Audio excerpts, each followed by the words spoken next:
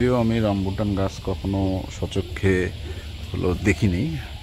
নার্সারির মালিক বা নার্সারির যে গাছ বিক্রেতা, সে আমার কাছে এটাকে রামবুটান গাছ বলেই বিক্রি করেছে। আসসালামু আলাইকুম।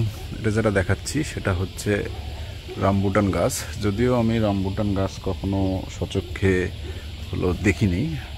নার্সারির মালিক বা নার্সারির যে গাছ বিক্রেতা, সে আমার কাছে এটাকে রামবুটান গাছ বলেই বিক্রি করেছে।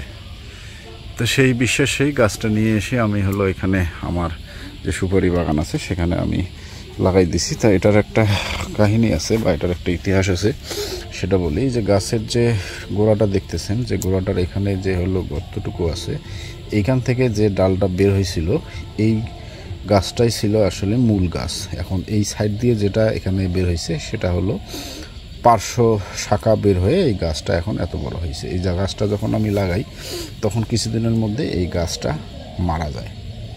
তো গাছটা মারা যাওয়ার ফলে আমি খুব কষ্ট পাই, কারণ গাছটা প্রায় 1000 টাকা আমার এই গাছটার পিছনে খরচ হয়েছে।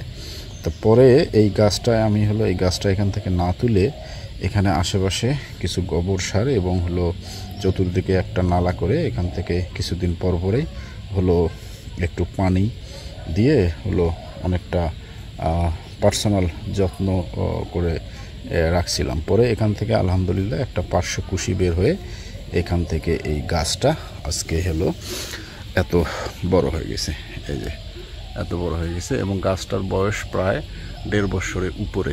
যদিও এটা রামবুটান গাছ কিনা সেটা নিয়েও আমার সন্দেহ আছে, কারণ যেহেতু রামবুটান গাছ আমি চিনি না, এটা একটা পুরা বিদেশি গাছ এবং রামবুটান ফল কীরকম হয় এটা নেটে ছবি ছাড়া আসলে সচক্ষে এখনও আমি দেখি নাই। তো এখন এটাতে আসলে অপেক্ষা করা ছাড়া আসলে কিছুই না। এখানে আরও কিছুদিন অপেক্ষা করে দেখতে হবে যে এটার আসলে কি হয়।